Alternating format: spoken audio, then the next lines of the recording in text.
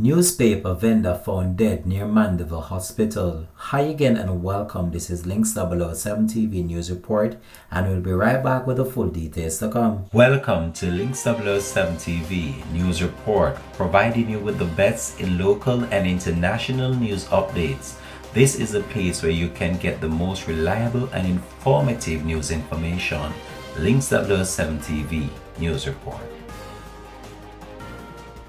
Welcome back and thanks for joining us. This is Links 007 TV News Report.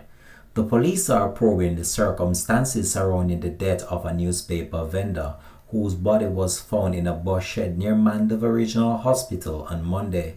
The vendor, identified as Patrick Ayers, age 52 years old, otherwise called Keto So, was found by a street sweeper around 4 a.m. at the bus shed near the Mandeville Regional Hospital entrance.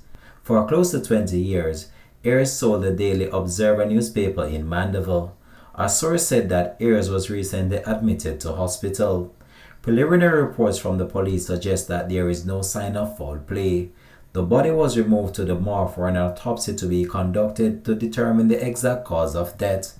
Links 007 TV will continue to track this story and have more details to comment in a later newscast. This has been Links 007 TV News Report. Thanks for watching.